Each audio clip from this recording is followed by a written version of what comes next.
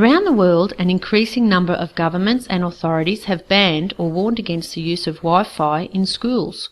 Many experts, scientists and doctors are warning the public to take a precautionary approach. Why? Let's examine the facts. Wi-Fi is a wireless technology that allows computers, tablets and smartphones to exchange data wirelessly to a computer network. This data is transferred using microwave electromagnetic radiation. You can't see it, taste it or smell it, yet we are increasingly using this technology every day. Wi-Fi uses microwaves of the same frequency as cordless phones and microwave ovens, but with less power. This is the non-ionising radiation portion of the electromagnetic spectrum. Microwaves are a smaller section within the broader range of radio frequencies. The electromagnetic spectrum ranges from radio, mobile phones, Wi-Fi and microwaves, radar, visible light through to ultraviolet light, and then the ionising forms of radiation such as X-rays and finally radioactive elements. Wi-Fi has a standard range of 30 metres indoors, however walls, building materials, filing cabinets etc. can reduce the effective range. In a school setting, the wireless access point connects laptops and tablets to the school's wired computer network, which in turn is usually connected to the internet. A Wi-Fi access point is always on and broadcasts its unique ID continually so that new devices can find it. In our Wi-Fi setup, one email takes around 1/40th of a second to transfer wirelessly from the computer to the access point. A typical 3-minute video clip is about 550 times bigger than an email. So, using the Wi-Fi, it takes around 12 seconds to download this 3-minute video. Now let's look at this in a classroom setting. Here is a class of 20 students, all with wireless devices. If 20 students in the class all downloaded a 3-minute video at the same time, it would take 4 minutes. 4 minutes of the access point at full constant power, or the equivalent of sending 10,000 emails. Now keep in mind, this is just one class downloading one 3-minute video. How about all the other classrooms in the school building? In Australian schools, the future projection is to make all students carry notebooks or tablets and to have more resources online via the national curriculum. That's videos, tutorials, books and online quizzes. You can imagine that at the start of each lesson, the entire school will be accessing the network wirelessly to download the resources for that lesson. During these times, the power density of the Wi-Fi will be at its maximum throughout the entire school. There are no scientific studies that have been conducted specifically to investigate the health effects from Wi-Fi in schools. However, there is an increasing amount of scientific research on related wireless technologies like mobiles, mobile phone towers and cordless phones that suggest there are possible health risks from the use of these technologies. Humans are electromagnetic beings. The human heart, brain and nervous system works by using electrical signals, and this can be monitored using EEG and ECG. The fact that doctors use electrotherapy for healing purposes proves that frequencies do interact and have an effect on the body. Although some frequency bands are beneficial for healing, other non-ionising frequencies have potentially harmful biological effects. Growing numbers of scientists believe that artificial sources of electromagnetic radiation are interfering with the body's natural bioelectrical signals. Some people may be affected by exposure to Wi-Fi microwave radiation, and others may develop sensitivity to electromagnetic radiation. Reported symptoms include headaches, dizziness, anxiety, insomnia, loss of concentration, loss of memory, pressure in the eyes, deterioration in vision, sensitivity to light, nosebleeds, impaired sense of smell, ringing in ears, hearing loss, fatigue, weakness, numbness, tingling, heart palpitations and arrhythmia, shortness of breath, high blood pressure, skin problems, digestive problems and nausea, muscle and joint pain. Research also indicates to an increased likelihood of more serious long-term effects including infertility, cancer and DNA damage. Radiation penetrates the body of a child or young person more than it does an adult.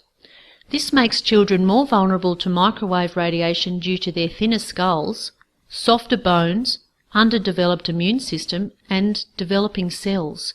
They will also have a longer lifetime of exposure to EMR than adults today. The Australian Radiation Protection and Nuclear Safety Agency, ARPANSA, is the Australian government agency which sets the standard limits for radiation exposure as outlined by the International Commission on Non-Ionising Radiation Protection, ICNIRP. Radio frequency standards were developed in the 1950s for high-powered radar systems. The standards in Australia have remained virtually the same since this time. These safety limits are based on short-term thermal injury. This means that the safety standards are only based on the heating or burning of body tissue in a short period of time, like a microwave oven. The current safety limits do not take into account any non-thermal long-term effects. This means that any biological changes to the body other than heating are not taken into account. Research studies funded by the telecommunications industry rarely show any biological effects. In contrast to this, however, the vast majority of independently funded research report long-term biological effects such as neurologic, endocrine, immune, cardiac, reproductive and other biological effects including cancer. All we can say about the current Australian safety standards is that we won't heat up using Wi-Fi. Increasing numbers of scientists and organisations from around the world are calling for the outdated safety standards to be changed. The Council of Europe states that the limits on exposure to electromagnetic fields which have been set for the general public are obsolete. They have been calling for stricter exposure limits for all equipment which emits electromagnetic waves. They believe the current permitted standards fail to protect the public against harmful biological effects which may not become known until after years of exposure. Since some people are experiencing health effects at levels well below the current exposure limits, experts want governments to inform the public about the possible risks so that the public may use this technology more safely. Since untested wireless technologies are advancing into our homes, schools, work and public spaces faster than experts can evaluate EMR health risks, scientists and doctors are calling for precautionary measures to be taken immediately to prevent extensive damage to public health. Countries like Switzerland, Italy, France, Austria, Luxembourg, Bulgaria, Poland, Hungary, Israel, Russia and China have set exposure limits 100 to 10,000 times less than Australia. This is because they recognise that there can be biological effects caused by electromagnetic radiation. The Council of Europe has called for a ban on Wi-Fi use in schools and recommends wired internet connections in schools. Several schools in England and France have dismantled their Wi-Fi systems and reverted to a wired system due to concerns raised by parents and teachers. The French National Library, along with other libraries and some universities, have removed all Wi-Fi networks. Wi-Fi has also been removed from all schools in the town of Hurreville, St. Clair. The Bavarian Parliament has recommended that no schools in the province use wireless. The Frankfurt city government said that it would not install Wi-Fi in its schools until it has been proven to be harmless. The German government recommends against installation of Wi-Fi in schools, the removal of cordless phones and to use cabled connections rather than Wi-Fi and Bluetooth. The Public Health Department of Salzburg has advised schools not to use Wi-Fi. In Russia and Poland, the safety limits are much lower to include non-thermal effects. In 2008, the Russian Radiation Protection Committee gave a warning about the serious and irreparable consequences of electromagnetic radiation, especially for children. They increased this warning again in 2011 and recommended that Wi-Fi not be used in schools. In Austria, the Austrian Medical Association has pressed for a ban of Wi-Fi in schools. The Swiss government has issued caution in regard to wireless radiation emitted by baby monitors, cell phones, laptops and tablets, etc. Israel's Minister of Health supports a call to ban Wi-Fi in schools. In May 2011, the World Health Organization classified radiofrequency electromagnetic radiation as possible human carcinogens. This is the same category as DDT, dry cleaning chemicals, lead, pesticides and engine exhaust. Although there have been earlier alerts about the health risks from EMR and calls for stricter guidelines to protect public health, this recent WHO warning about EMR's possible carcinogenic risk highlights the need for an urgent precautionary approach. What is a precautionary approach? When an action or policy carries the risk of harm to human health, even if there is some scientific uncertainty about the cause and effect, precautionary measures should be taken. We need to take responsible measures to reduce exposure to EMR until research demonstrates conclusive results. Some authorities in Europe and elsewhere have made conclusions about Wi-Fi health risks to children based on these reports and related studies that have examined the long-term health effects of mobile phone and mobile phone tower emissions. Australia, however, has no restrictions on the use of Wi-Fi in schools, and with policies such as the Digital Education Revolution initiative, tablets and laptops are being vigorously rolled out in schools. The federal government says that the choice to install wireless networks is one that is made by education authorities. However, the education authorities are not qualified to make decisions about public health. They just say that they are within the current safety standards as set by a PANZA. At present, no one in government is acknowledging the potential for long-term biological risks of wireless in schools. If the standards are only for heating of tissue, who will be held responsible for all other biological effects? Surely the Ministry of Health should be responsible for assessing long-term risks from EMR and protecting children's health. Wireless devices are installed without any radiation emissions checks in each specific site where they are installed. Teachers and staff are unaware and untrained about monitoring the effects of EMR on children, so they are unable to recognise any symptoms from EMR exposure. Evaluating the possible long-term health effects on school children is not being conducted by the education authorities, government or the standard-setting agencies.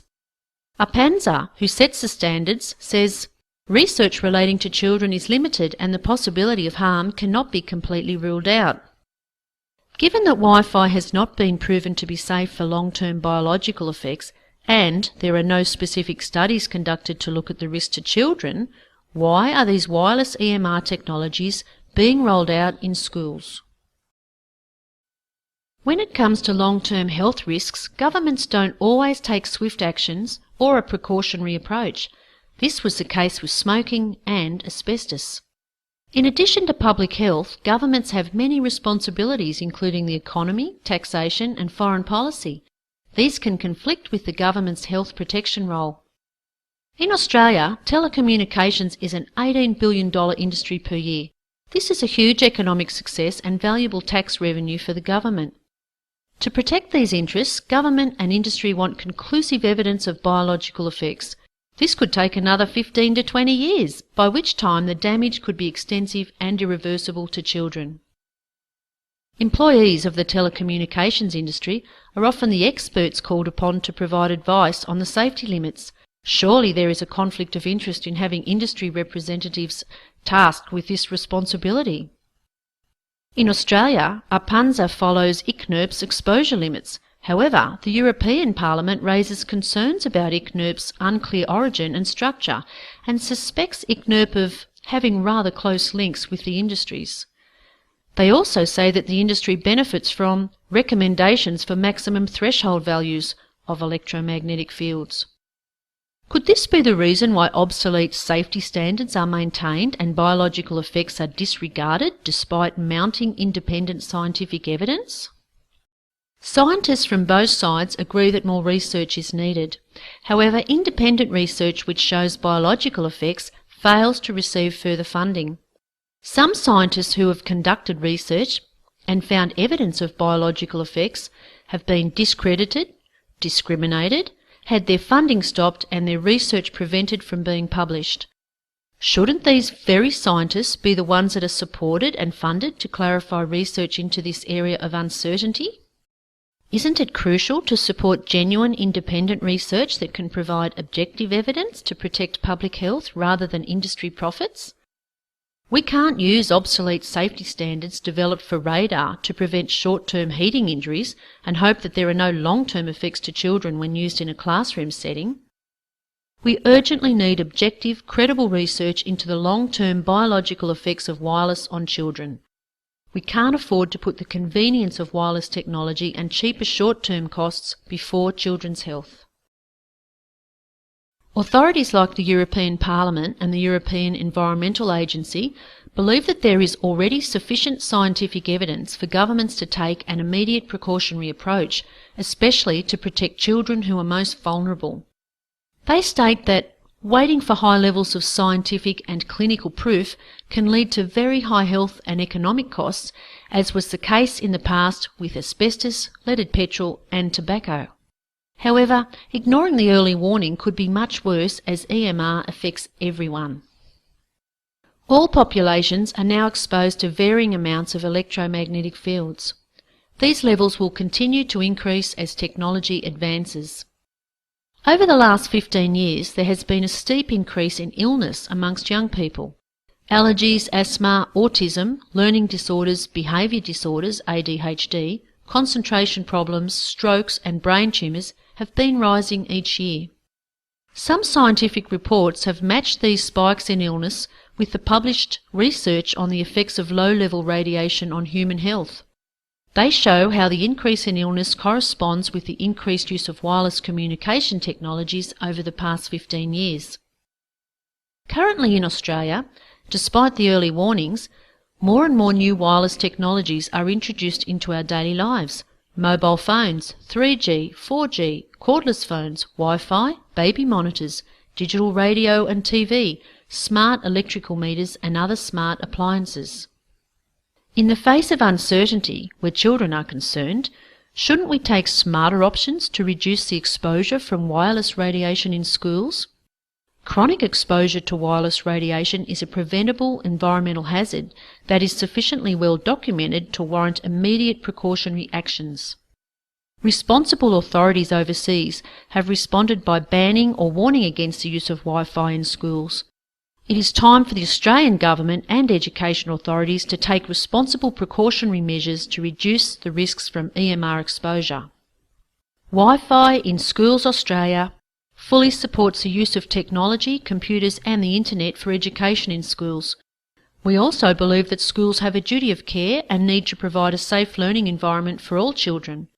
We believe that schools should not expose our children unnecessarily to the long-term risks from the use of wireless technology. We favour wired communications as a safer option until there is conclusive evidence that there are no harmful effects from long-term use. Please get informed, pass on this knowledge to family, friends, politicians and decision makers. Please support our call to stop the use of Wi-Fi in schools until this technology has been proven safe for long-term use. For more facts and to find out what you can do, visit wifiinschoolsaustralia.org.